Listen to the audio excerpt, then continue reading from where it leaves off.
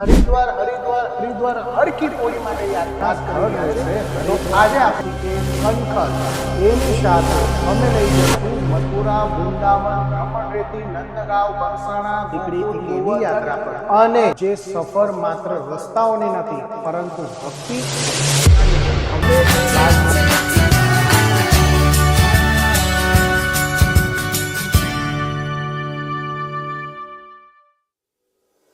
મથુરા અને વૃંદાવન, જ્યાં દરેક ગલીમાં ભગવાન શ્રી કૃષ્ણની ભક્તિનો અનુભવ થાય છે, જ્યાં દરેક મંદિરની એક અલગ કહાની છે.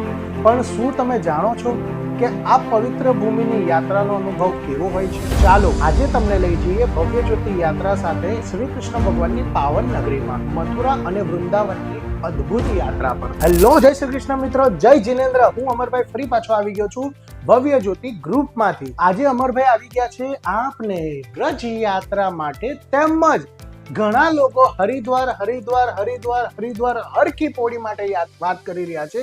તો આજે આપણે હર કી પોળી તેમજ વ્રજ યાત્રાની માહિતી આપવાનો છું. સૌથી પહેલા આપને જાણકારી આપીશ યાત્રાના સ્થળ વિશે. તો આ યાત્રામાં આપના સ્થળ રહેશે હરિદ્વાર, ઋષિકેશ, કંખલ. એની સાથે અમે લઈ જશું મથુરા, વૃંદાવન, રમણરેતી, નંદગાંવ, બરસાણા, ગોકુલ, ગોવર્ધન અને જતીપુરા પણ સામેલ છે. શેડ્યુલની વાત કરીએ તો આ પહેલા આપણે લઈ જવાના છે હરિદ્વાર. સુરતથી નીકળશું, હરિદ્વાર જશું. હરિદ્વારમાં 2 નાઇટનું રોકાણ રહેશે. ત્રીજા દિવસે બસ દ્વારા આપણે સીધા હરિદ્વારથી ગોકુલ પહોંચવાના છે. ગોકુલમાં નાઇટ રહેશે. ચોથા, પાંચમા અને છઠ્ઠા દિવસે આપણે ગોકુલનું ફરશું ને પછી ત્યાંથી રાતના ટ્રેન હશે આગ્રાથી.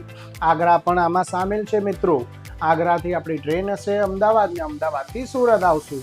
હવે આ જે યાત્રા છે એ આપણી છે દિવાળી માટે.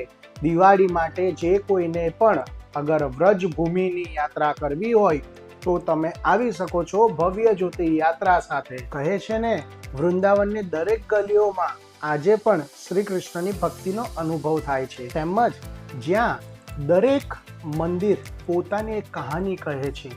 દરેક ઘંટનો નાદ તમને શાંતિ આપે છે, જ્યાં દરેક ક્ષણ તમને કૃષ્ણની નજીક લઈ જાય છે. તો આવા પેકેજ માટે જવા માટે આવવાનું રહેશે ભવ્ય જ્યોતિ યાત્રામાં, જે આપણે નાનપુરામાં સ્થિત છે. હવે વાત કરીએ તમને આ યાત્રા ફી કેટલી રહેશે તે. તો આ યાત્રા ફી ફક્ત અને ફક્ત 8,000 રૂપિયાથી શરૂ થાય છે.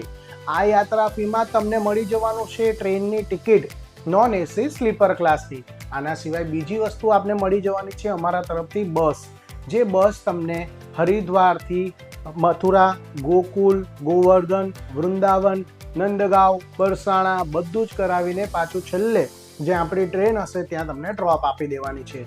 ત્રીજી વસ્તુ અમે આપીએ છીએ હોટલ અથવા ભવન. જ્યાં ભવનની વ્યવસ્થા હશે ત્યાં ભવન, ને જ્યાં હોટલની વ્યવસ્થા હશે ત્યાં હોટલ અમારા તરફથી આપવામાં આવશે.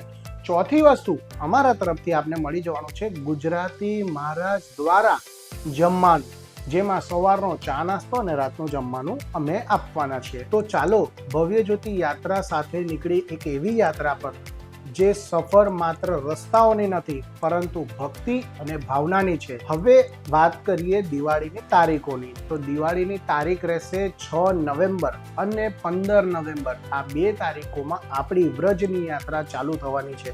તો આપને જો નોંધાવવું હોય તો ભવ્ય જ્યોતિ યાત્રા નાનપુરા તમારે ત્યાં આવવાનું રહેશે. બુકિંગ માટે આધાર કાર્ડની ઝેરોક્સ, પાસપોર્ટ સાઇઝના 2 ફોટો અને 50% યાત્રા ફી સાથે આવવાનું રહેશે.